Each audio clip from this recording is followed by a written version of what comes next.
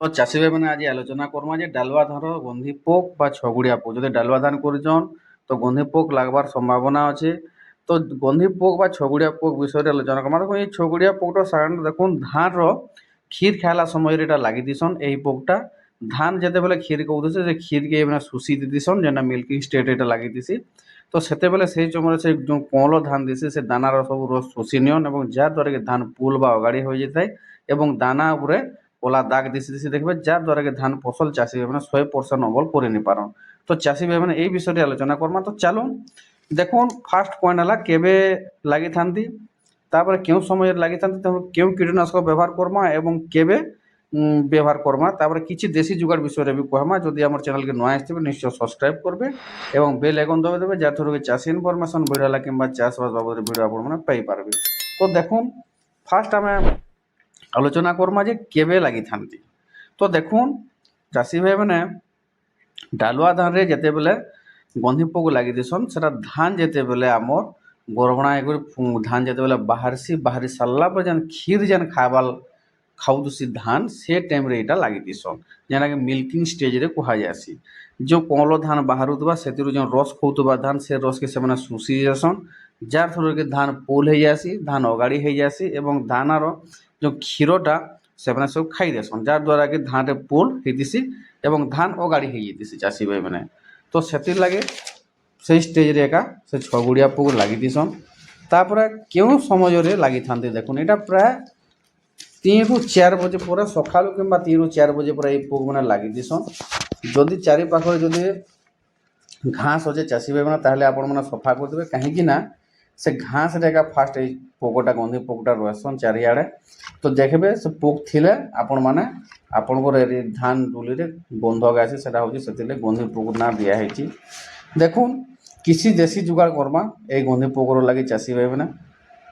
ଦେଖୁନ୍ କ୍ଷେତ ଗୁଡ଼ାରେ ଥିବା ଘାସକେ ଆପଣମାନେ ସଫା କରିବେ, କାହିଁକିନା ଏଇ ପୋକମାନେ ସେନେ ଏକା ରହେସନ୍। ତାପରେ କିଛି ଦୁର୍ଗନ୍ଧ ଜନିତ ଯେନ୍ଟାକି ମଲା ବେଙ୍ଗ କିମ୍ବା ସଢ଼ା ଶକୁଆ ଏମିତି ଗୋଟେ ବାଡ଼ିରେ ଆପଣଙ୍କ ଜମିର ହୁଡ଼ାରେ ଆପଣମାନେ ବାନ୍ଧିକି ରଖିଦେବେ ଯାହାଦ୍ୱାରା କି ସେଠି ଏକଟା ହେବେ ସବୁ ପୋକମାନେ ଗନ୍ଧି ପୋକମାନେ ଗନ୍ଧି ଦ୍ୱାରା ସେମାନେ ସେଠିକି ପଳେଇ ଆସନ୍ ଯାହାଦ୍ୱାରା କି ଆପଣମାନେ ସେଟାକେ ନଷ୍ଟ ବି କରିପାରିବେ ଚାଷୀ ଭାଇମାନେ।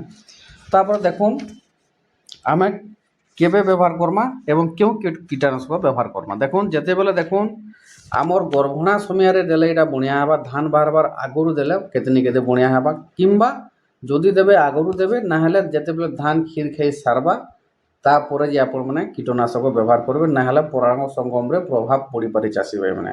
ତ ଯେତେବେଳେ ଧାନ କ୍ଷୀର ଖାଇ ସାରବା ଟୋଟାଲ୍ ସେତେବେଳେ ବି ଆପଣମାନେ ଦେଇପାରିବେ ଏବଂ ଧାନ ବାହାରବାର ଆଗରୁ ବି ଆପଣମାନେ ଦେଇପାରିବେ। ତ ଦେଖୁନ୍ କେଉଁ କେଉଁ କୀଟନାଶକকে ଆମେ ବ୍ୟବହାର କର୍ମା ଚାଷୀ ଭାଇମାନେ ଚାଲୁନ୍ ଆଜି ଆଲୋଚନା କର୍ମା। ତ ଚାଷୀ ଭାଇମାନେ ଯଦି ଆପଣଙ୍କର ଜମିରେ କମ୍ ପରିମାଣରେ ଗନ୍ଧି ପୋକ ଦିଶୁଛନ୍, କମ୍ ପରିମାଣ ଆରମ୍ଭ ହେଉଛି, ଯଦି ଆରମ୍ଭ ଷ୍ଟେଜ୍ରେ ଆପଣମାନେ ଦେଖୁନ୍ ଫିପ୍ରୋନିଲ୍ ନେଇପାରିବେ 2 ml per ଲିଟରରେ ନେଇପାରିବେ। ତାପରେ ସାଇପରମେଥିନ୍ 10% ଇସି ବି ନେଇପାରିବେ ଯେନ୍ଟାକି 2 ml 1 ଲିଟର ପାଣିରେ ଯାଉଛି। ତାର କ୍ଲୋରୋଫାଇନ୍ ଫସ୍ ନେଇପାରିବେ 50% ଇସି। ଏଇଟା 1 ରୁ 2 ml ଦେବେ, 1 ରୁ 2 ml ଦେବେ ଯେନ୍ଟାକି 1 ଲିଟର ପାଣିରେ, ଯେନ୍ଟାକି ଗୋଟିଏ ଏକରେ 300 ml ଲାଗୁଛି। ତାପରେ ଦେଖୁନ୍ ଯଦି ଆପଣଙ୍କର ଜମିରେ ଦେଖିଲେ ଯେ ଅଧିକ ଗନ୍ଧି ପୋକ ଲାଗିଗଲେନ, ଅଧିକରୁ ଅଧିକ ତାମାନେ ଅସମ୍ଭାଲ ଗନ୍ଧି ପୋକ ଲାଗୁଛନ୍, ତାହେଲେ ସେନେ ଆପଣମାନେ କାଁ କରିବେ ଇଣ୍ଡାକ୍ଲୋରୋପିଡ୍ ଦେଇପାରିବେ ଆପଣମାନେ 17% SL ଯେନ୍ଟା ହେଉଛି 90 ରୁ 100 ml ଗୋଟିଏ ଏକରେ ଲାଗୁଛି। ତାପରେ ସେଟା ଦେଇପାରିବେ। ତାପରେ ଥାଇମେଥାସ୍କୋମ୍ ଯେନ୍ଟାକି ଏକ୍ଟରା ନାଁରେ ଆସୁଛି ସେଟା ବି ଆପଣମାନେ ସ୍ପ୍ରେ କରିବେ ଯଦି ଲାଗିଗଲେ ବେଲେ ହେଲା। ଇମିଡାକ୍ଲୋରୋପିଡ୍ ତାପରେ ଥାଇମେଥାସ୍କୋମ୍ ଏଇଟା ଦୁଇଟା ଯେନ୍ଟା ହଉ ଆପଣମାନେ ଗୋଟେ ବ୍ୟବହାର କରିପାରିବେ ଯେନ୍ଟାକି ଯଦି ବେଶୀ ଲାଗିଛନ୍ ସେଟା ଦେଇ ସାରିଲା ପରେ ଦେଖିବେ ଚାଷୀ ମାନେ ଗନ୍ଧି ପୋକ କ୍ଲିୟର ହେଇଯିବା ଆଉ ଗନ୍ଧି ପୋକ ନେଇ ଲାଗେନ। ଇ ଗୋଟେ କଥା ମନେ ରଖିଥୁନ୍ ଏବଂ ଏଇସବୁ ଯଦି ଆପଣମାନେ ୟୁଜ୍ କରିବେ ତାହେଲେ ଆପଣମାନଙ୍କର ଧାନକେ 100% ଅମଲ କରିପାରିବେ ଚାଷୀ ମାନେ। ଯଦି ଭିଡ଼ିଓଟା ଭଲ ଲାଗିଥିବା ନିଶ୍ଚୟ ଗୋଟେ ଲାଇକ୍ କରିବେ, କମେଣ୍ଟ କରିବେ, ସେୟାର କରିବେ, ସବସ୍କ୍ରାଇବ୍ କରବାକେ ନାଇଁ ଭୁଲବେ। ଜୟ କିଷାନ, ଜୟ ଭାରତ, ଜୟ ହିନ୍ଦ।